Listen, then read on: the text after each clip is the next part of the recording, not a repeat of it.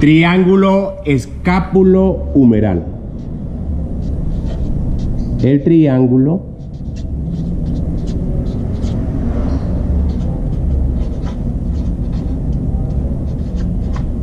escápulo-humeral. Ese triángulo escápulo-humeral se encuentra en la parte posterior del hombro, en el plano profundo del hombro. Ese triángulo, como está en la parte posterior, vamos a hacer una gráfica, vamos a hacer un embloque aquí, donde vamos a trabajar la escápula. Entonces, una visión posterior que corresponde a este es el borde medial, ángulo superior aquí está el ángulo superior de la escápula.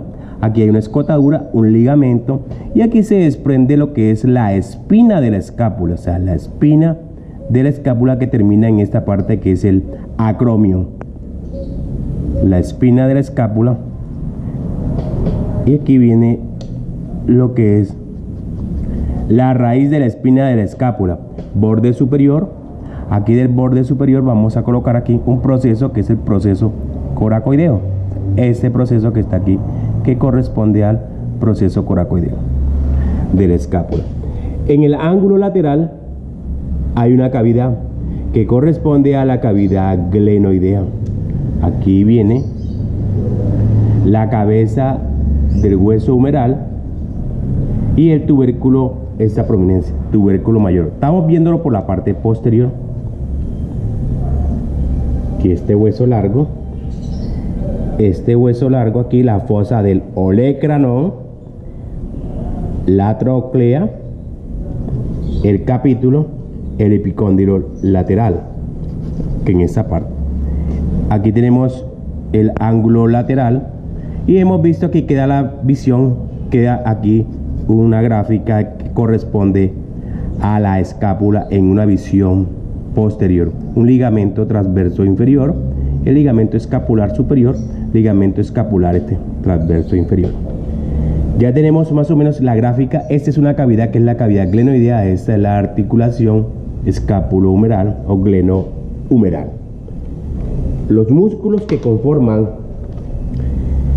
ese triángulo escápulo-humeral, vamos a ver este que se encuentra aquí. Y este que está aquí corresponde al músculo redondo. Músculo redondo menor. Veanlo aquí. Y aquí viene el músculo redondo mayor. Este músculo redondo menor se origina en el borde lateral y se inserta en la parte posterior del tubérculo mayor del húmero. Y el redondo mayor viene y se va a originar aquí en el ángulo inferior, de la escápula, y se va a insertar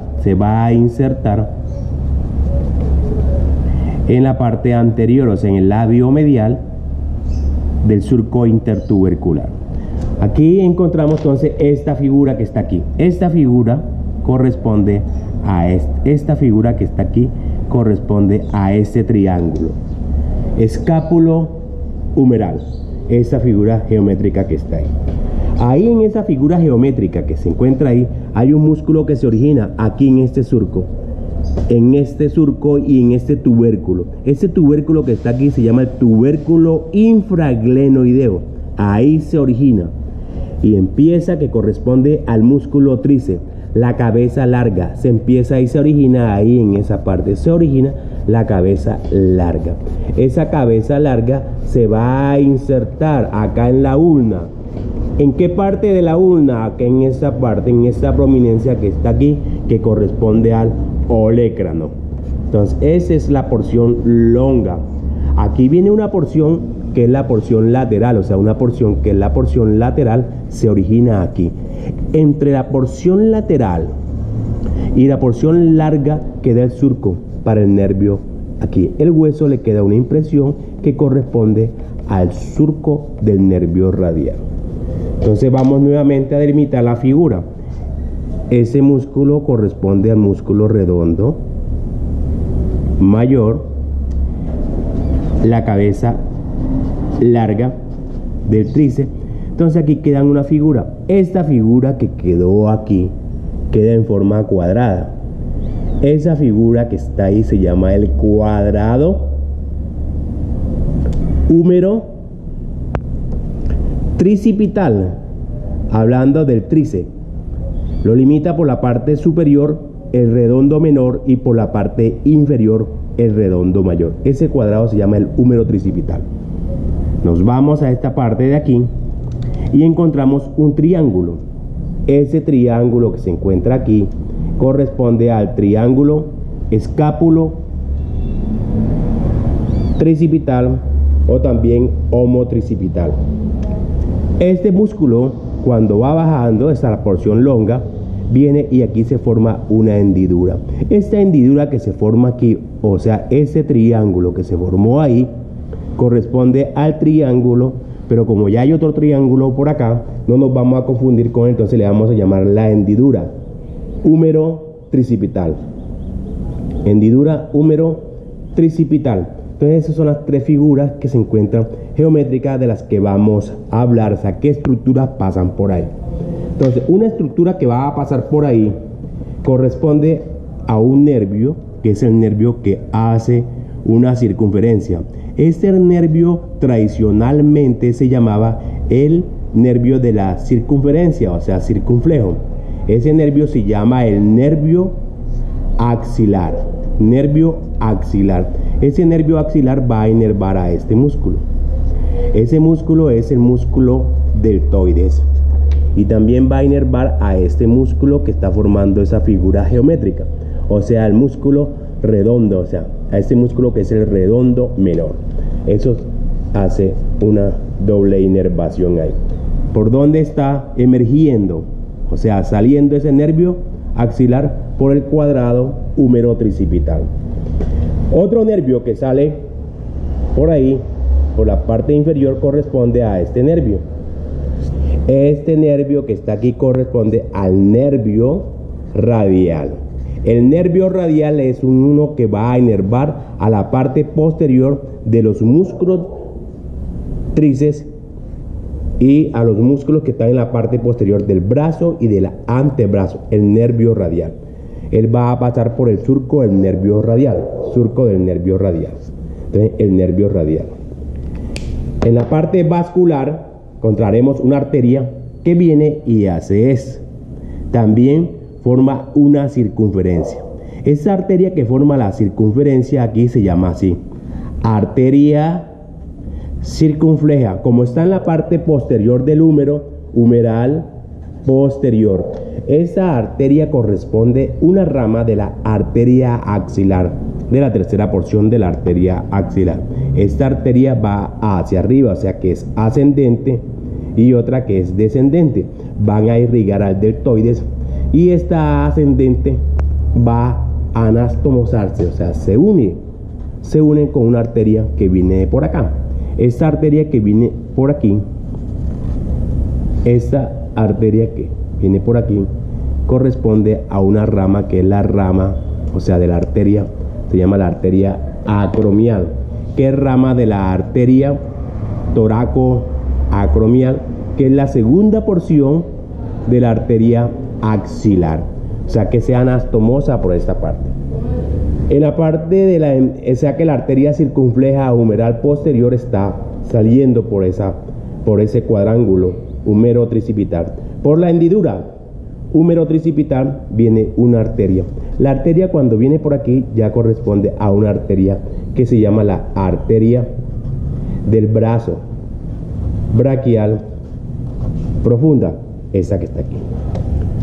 Viene y empieza a irrigar a esa parte y se anastomosa, se une con esta arteria descendente de la circunfleja humeral posterior. La arteria braquial profunda va a salir por la hendidura húmero tricipital. Aquí hay un triángulo, escápulo tricipital, va a salir una arteria que sale por aquí. esta arteria hace como una circunferencia. Como sale una circunferencia, esta arteria se llama la arteria circunfleja, pero de la escápula, o sea, escapular, que es rama de la arteria axilar, la tercera porción de la arteria axilar, específicamente de la arteria subescapular. Es rama de la axilar. Esa arteria se va a unir con otra, o sea, se va a anastomosar con otra arteria. Viene una arteria que viene por encima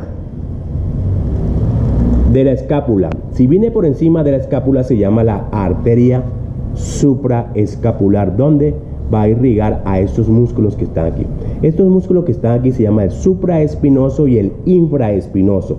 Esta arteria se llama la arteria supraescapular.